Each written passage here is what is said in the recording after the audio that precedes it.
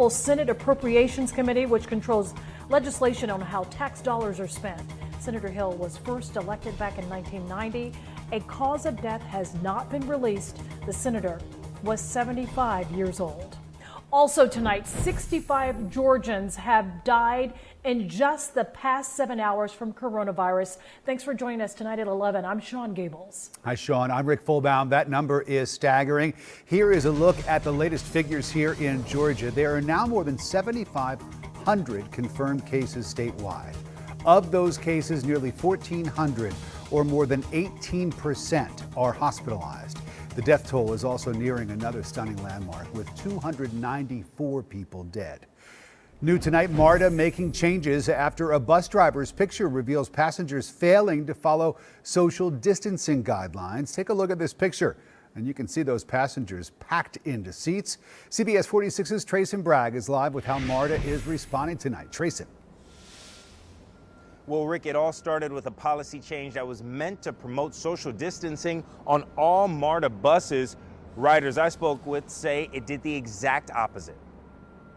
The buses were getting a little packed. Yeah, that might be a bit of an understatement. Oluwajun Akindru tells me he takes MARTA at least 4 times a week. Last week during those rides, he found himself smack dab in the middle of a mosh pit just like this one. I was a little bit freaked out, like it was a health hazard. Considering we're living amongst a deadly pandemic, he wasn't the only rider concerned. People were freaked out, trying to avoid contact with everybody. Okindru says the crowding was all thanks to this new barrier installed in every MARTA bus in operation. It's just, selfish. Protecting the drivers only, just blocking drivers off and, packing everybody else together at the back of the bus. So I reached out to MARTA to figure out exactly what's going on. The company sent a statement that reads in part, the front of the bus was cordoned off to protect the operator and to allow space for those customers needing the accessibility ramp located at the front door. Since implementation of these changes, we saw instances of crowding in the back of the bus. We are addressing this by directing operators to allow fewer passengers to board and to display a bus full notice when they are unable to pick up any more passengers. Now, MARTA added once a bus is considered full, they will send a second bus out to pick up the rest of the riders along the route. Reporting live in Atlanta, I'm Trayson Bragg, CBS 46 News. Trayson, thank you. New tonight, a civil rights group and hundreds of doctors are urging federal officials to study and release the race and ethnicity of coronavirus victims. It comes amid reports that African Americans make up an overwhelming number of those who die. In Chicago, black residents make up 72% of the deaths, despite making up only 30% of the city's population. Similar news has been reported in Detroit and Milwaukee. Meanwhile, the number of coronavirus deaths across the U.S. has now soared past 10,000. Nearly half of them are in New York. It comes as a federal survey finds that a shortage of tests and long wait times for test results are at the root of mounting problems at hospitals. And new tonight, House Speaker Nancy Pelosi says another $1 trillion is needed for the next economic aid package.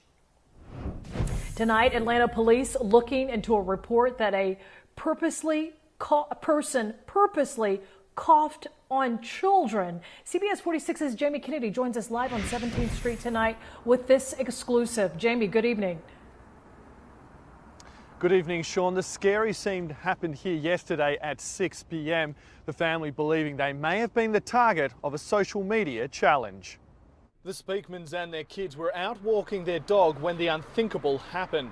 And we hit the sign, all of a sudden this young girl comes up kind of holding her phone. She starts coughing and it says, no, corona, corona.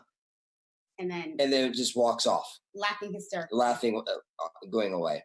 The Speakmans say the young adult female coughed on purpose on their 6-year-old son within touching distance. We were kind of like in shock a little bit, like what just kind of happened. The couple say they weren't sure what type of person they were dealing with and immediately checked on their children.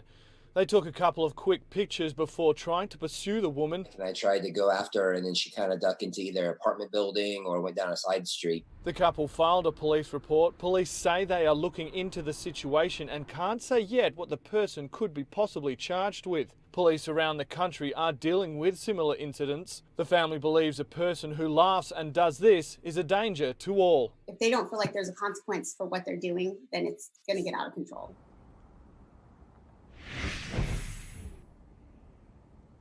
Now, so far, the family has not shown any symptoms of the coronavirus, but are scared about what the future might hold. Live in Atlanta, Jamie Kennedy, CBS 46 News. It is still very warm outside. Current temperatures in the upper 60s to near 70 degrees. That's the average high for this time of year, to give you some perspective. Overnight tonight, mostly cloudy skies. We saw those clouds start to move in right around sunset tonight. That's a precursor to a pretty stormy next few days. We are going to see isolated thunderstorms tomorrow, really in the afternoon hours between noon and 7 p.m. That'll keep temperatures down just slightly from where they were today in the upper 70s. Still a warm afternoon. I'll forecast your hour by hour forecast for tomorrow. I'll let you know which areas see a chance for stronger storms. I'm Alicia Roberts from the Live Desk tonight. Georgia Senator David Perdue is facing new